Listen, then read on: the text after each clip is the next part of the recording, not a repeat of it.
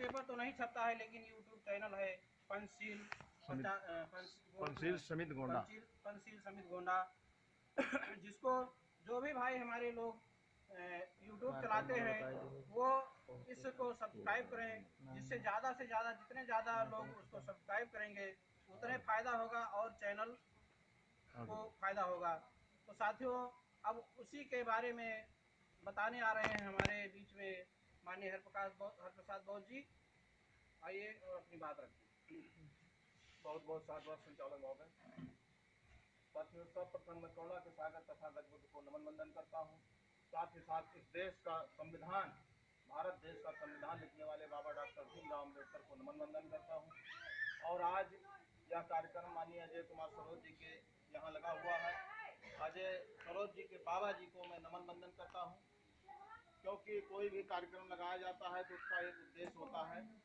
तो आज निर्माण प्राप्त अजय कुमार सरोज जी के बाबा जी को पुनः नमन वंदन, क्योंकि आज हम लोग अगर बैठे हुए हैं तो एक उद्देश्य के तहत है, और यह उद्देश्य हर जितने आदमी बैठे हुए हैं वो सभी लोग जो है अपने अपने पिताजी का या बाबा का जो भी निर्माण प्राप्त है उनका इसी तरह से कार्यक्रम अपने घर पर करेंगे। साथियों, बबलू गौतम जी ने बहुत ही अच्छे तरीके से आप लोगों को समझा दिया है और ज़्यादा समझाने की ज़रूरत नहीं है। मैं केवल कुछ बातें आप लोगों को समझाऊंगा कि जिसका झंडा और डंडा मजबूत होता है उसका घर मजबूत होता है। तो सबसे ज़रूरत बात इस बात की है कि आपका झंडा और डंडा मजबूत होना चाहिए। क्योंकि हम लोग आजमगढ़ गए थे तो आप जान लीजिए कि झंडा वहाँ पे लगा हुआ था, और सवेरे हम लोग गए, राम प्रकाश जी बैठे हुए हैं, तो वहाँ हम लोग गए और उसके बाद इतना आदर सम्मान हम लोगों को मिला, केवल झंडा देख करके हम लोग गए। तो अगर एक झंडा गांव में अगर कोई भी उद्देश्य परिवार का है तो लगा रहेगा, इसलिए मैं झंडे का जो है बिक्री भी कर रहा हूँ बहुजन साहित्य केंद्र के द्वारा। तो जरूरत इस बात की है कि हर एक घर में एक झंडा जरूर होना चाहिए।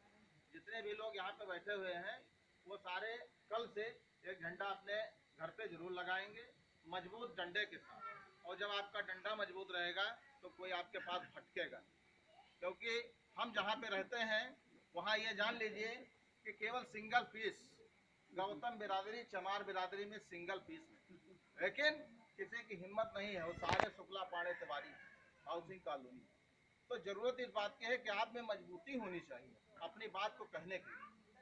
और ये जान लीजिए कि सबसे पहले आप बदलिए।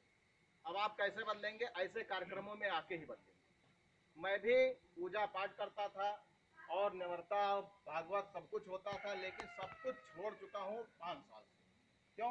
क्योंकि जब हमको तथागत बुद्ध और बाबा साहब के इतिहास के बारे में पता चला कि जब बेटे की मौत हो जाती है बाबा साहब की, और बेटे की लाश छोड़ करके चले जाते हैं लंदन, तो किसके लिए? हमारे लोगों के अधिकार के लिए कि आज हम लोग कुर्सी पर बैठे। तो सबसे पहले हमने स्वयं बदला, और स्वयं बदलने के बाद अपनी पत्नी को बदला। कहते हैं कि पत्नी करवा चौथ नहीं मानती। हमने उनको एक बार भी नहीं कहा कि आप करवा चौथ मन मनाइए, लेकिन जब कार्यक्रमों में 1-2 जगह गई तो स्वयं छोड़। अब आप जान लीजिए तथागत बुद्ध की सीलों में इतनी ताकत है, और आज किसी कारणवश आ नहीं पाई है। तो उसके बाद स्वयं छोड़ दी, और आज पूर्ण रूप से वो खुद ही जितनी तस्वीर रहती है वो खुद ही फेंक देती है। और उसके बाद हमने बच्चों को बदल दिया। बच्चों को जब आप इतिहास के बारे में बताओगे तो अंधविश्वास पाखंडवाद की तरफ नहीं जाएंगे। शिक्षा ही एक ऐसा उद्देश्य है हमारा कि जिसके द्वारा हम अंधविश्वास और पाखंडवाद पर हावी हो सकते। तो सबसे पहले स्वयं बदलो, उसके बाद अपनी पत्नी को बदलो, पत्नी को बदलने के बाद पूरे परिवार को बदलो, और परिवार को बदलने के बाद अपने रिश्तेदारों को बदलो। रिश्तेदारों को बदलने के लिए मैं माननीय किशोरीलाल मास्टर साहब को बहुत बहुत साधुवाद कि इन्होंने अपने मामा को बदल दिया, जिनके यहाँ भागवत कथा होती थी। इसी तरह कार्यक्रम हो रहा है। छठी, बरही, मंगल को भी कोई भी शुभ कार्य जितना भी है सारे कार्य में, निर्माण दिवस में यही कार्य हो रहा है। तो मैं अपनी इन्हीं बातों के साथ आप सभी से अपेक्षा करता हूँ कि हमारे पास किताब भी है बहुजन साहित्य केंद्र के तहत, और जो भी झंडा लेना चाहता है, ये संविधान रखा हुआ है, संविधान भी मैं बेच रहा हूँ। तो इसको जब आप अपने घर पे ले जाएंगे तो आपका बच्चा कहेगा ये क्या है, तो जब देखेगा और पढ़ेगा तब उसको जानकारी होगी कि भीमराव अम्बेडकर को लोग आज भी जो संविधान निर्माता है, विश्व जिसको मानता है, पूजता है, उसको अछूत की श्रेणी में दी होगी।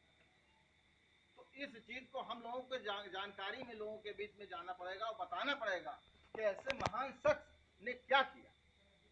जय भीम, जय भारत, जय संविधान, जय